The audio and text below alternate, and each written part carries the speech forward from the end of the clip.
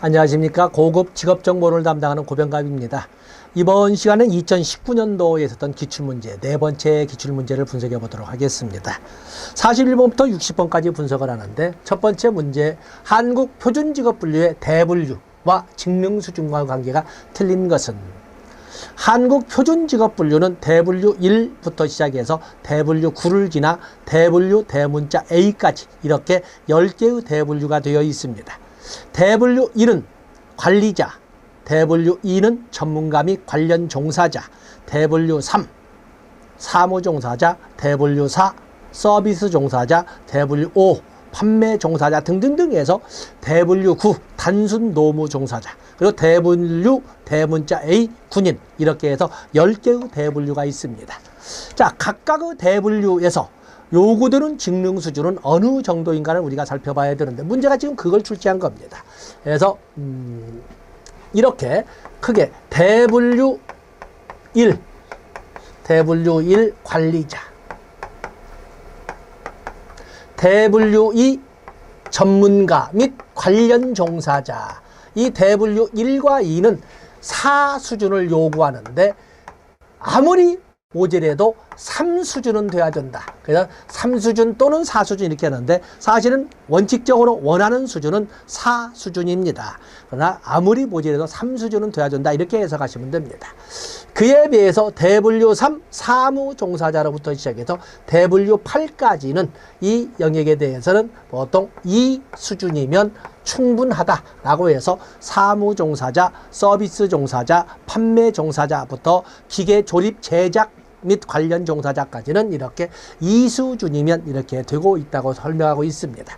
그에 비해서 대분류 9 수준은, 여기는 단순 노무 종사자인데, 단순 노무 종사자는 여기는 1수준이면, 직능 수준 1수준이라고 하는 것은 주로 육체를 활용하되 반복 숙달을 특징으로 하는 이런 직능 수준입니다. 그래서 이 단순 노무 종사자는 1수준이면 족하다라고 이렇게 분석을 했습니다.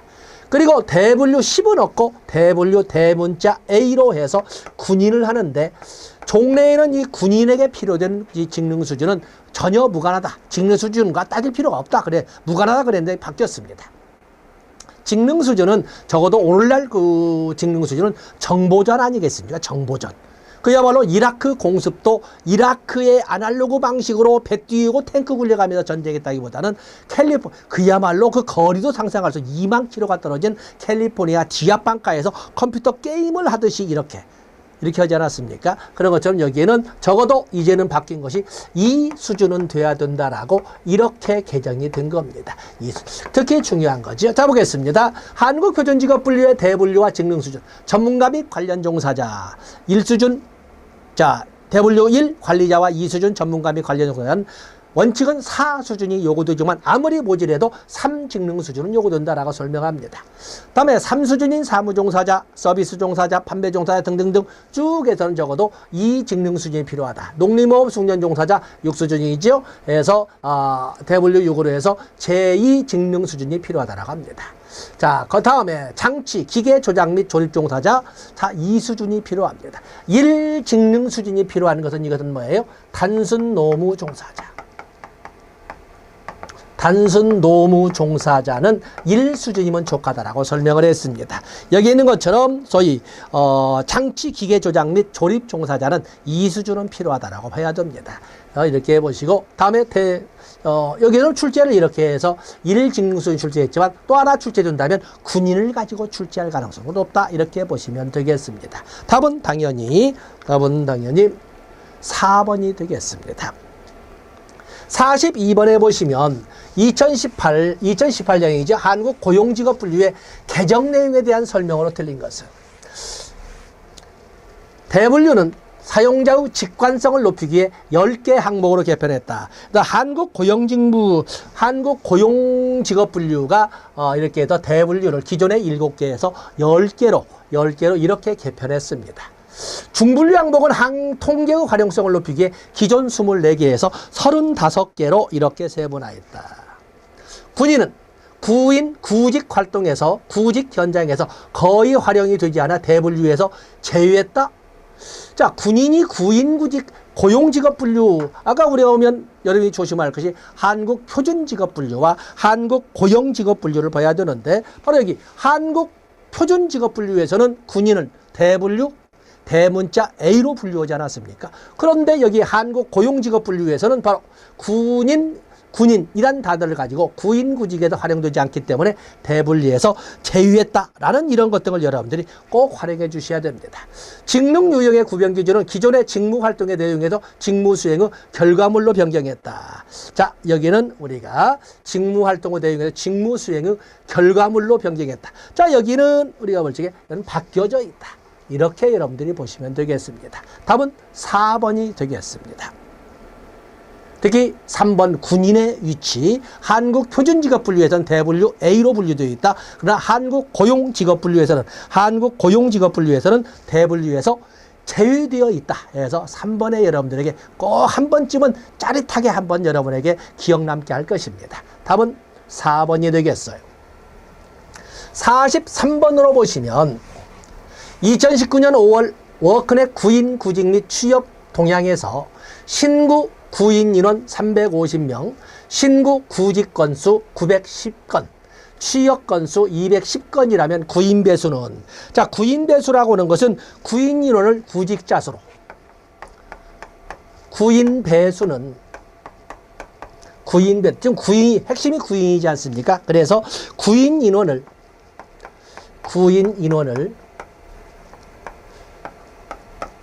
구직자 수로 나누어서 계산하는 방법입니다. 만약에 구인 배율 그러면 곱하기 100이기 때문에 이건 뭐 큰 의미가 없습니다. 지금 여기에는 분명히 구인 배수기 때문에 그 소수점 이하가 나와 있는 거예요. 그러면서 소수 넷째 자리에다 반올림하시오 이렇게 되어 있습니다. 그러면 구직자 수가 몇이? 구직자 수 신규 구인 인원이 350명, 신규 구직 건수, 그래서 구직자 수가 910건이 되어 있고, 다음에 구인 인원이 350명. 일자리를 찾는 사람은 910명인데 일할 사람을 찾는 회사는 350개밖에 없었다. 그래서 여러분 계산하시지요? 계산해서 보시면 뭐 계산기 가지고 가셔라. 그렇죠? 그래서 여러분들 계산해 보시면 되겠습니다. 그래서 93, 27, 9327 이렇게 15에 9327에 8, 9980에 9는 3점. 그렇기 때문에 여기는 그다음에 3.8, 뭐 가까운 곳은 3번밖에 없네요. 그래서 여러분들이 계산기가 없었다고 하더라도 계산기가 없다고 해서 계산을 못할 바는 아니다. 이렇게 계산할 수 있고. 어쨌든 구인 배수라고 하는 것은 일자리를 찾는 사람분의 일자리를 찾는 회사. 그래서 구인 인원을 구직자 수로 나누어서 계산한다는 것을 보시고 율로 나오면 곱하기 100 하면 되니까 주관식이 아닌 이상은 문제는 되지 않습니다. 답은 3번이 되겠습니다. 44번으로 보시면 한국표준산업분류에서 산업분류의 적용원칙으로 틀린 것. 산업분류의 적용원칙은 이건 캔다투 아무리 강조해도 결코 부종함이 없는 이러한 그 아주 중요한 영역이거든요. 어떻게 산업분류하느냐. 근데 함정들이 많아서 복합적인 활동단위는 우선적으로 세세분류를 아니죠. 우리가 산업분류나 직업분류나 먼저 대분류하고 그리고 나서 중분류, 소분류, 세분류, 세사분류 나가는 것이지. 이거 틀린 것은. 여기서 무슨 고민이 필요하겠어요. 그렇기 때문에 이건 답으로 찾아간다면 복합적인 활동 단위의 이 산업분류를 할 때는 먼저 대분류하고 그 다음부터 중분류, 소분류, 세분류, 세세분류로 이렇게 결정해야 됩니다. 생산 단위는 산출물뿐만 아니라 투입물, 생산공정 등을 함께 고려하여 정확하게 설정된 항로로 분류해야 된다. 산출물만 고려한다거나 투입물만 고려해서는 안 되고 모두를 다 같이 고려해서 산출물의 특성, 투입물의 특성, 또 생산공정에서 일반적인 결합 형태를 다 고려해서 아주 가장 정확하게 설명된 항목으로 산업활동이 결합되어 있는 경우에는 그 활동 단위의 주된 활동에 따라서 분류해야 된다. 이때 이 주된 활동이라고 하는 것은 부가가치가 가장 큰 활동을 말하고 있습니다. 공식적 생산물과 비공식적 생산물, 합법적 생산물과 불법적 생산물 분류하지 않는다. 다 좋습니다. 그렇습니다. 공식적, 거의 비공식적, 합법적, 이거는 그냥 법원에서 파기할 문제를 밖에서 알아볼 수조차가 없습니다. 그것을 분류한다는 자체가 우스운 거죠. 그래서 여기도 틀린 것은 당연히 1번이 되겠습니다. 45번으로 넘어가 보시면 워크넷 채용정보 상세 검색 시 워크넷을 보면 채용 정보가 있고 직업 진로가 있고 고용 정책 정보가 있고 훈련 정보, 인재 정보로 쭉 해서 홈페이지 첫면에 떠 있습니다. 그중에 채용 정보를 그리고면 첫 번째 나온 것이 채용 정보 홈이 나옵니다. 그래서 그리고 나서 그 채용 정보 홈을 거치게 되면 바로 채용 정보 상세 검색이 이렇게 나오는데 거기 기업의 형태, 아주 기업 형태의 구분이 나와 있습니다. 뭐 기본적인 함정은 중소기업은 없다 이렇게 누구나 알고 있습니다만은 외국계 기업, 공사 합동 기업, 일학습 병행 기업, 벤처 기업 다 있는데 공사 합동 기업이라고는 것은 존재하지 않습니다. 그래서 여러분들 보면은 거기에 오면 소위 공무원 또는 공기업, 공사나 공기업 또 그런가 하면은 코스피나 코스닥, 강소기업 우리가 보면 여기 보면은 여기 없는 공무원 또는 공사나 공기업 또는 뭐 공공기업 있지요. 또 그러면 벤처기업이 있군요. 또 강소기업 또 청년친화 강소기업 강소기업은 나 청년친화 강소기업 중소기업은 없습니다. 또 맞으면 청년친화가는 가족친화 인증기업 친화 인증기업 또 외국계 기업, 벤처기업, 일학습 이런 등등도 모두 이렇게 채용적인 상세 검색이 있지만 이건 없다. 그래서 공사 합동기업은 언급하지 않고 중소기업도 언급하지 않습니다. 답은 2번이 되겠어요. 45번에 보시면 하도 이 중소기업은 없다 그러다 보니까 문제는 저렇게 공사 합동기업이 되거든요. 공무원 그리고 별도로 공사나 공기업이나 공공기관 이렇게 더 분류를 하고 있습니다.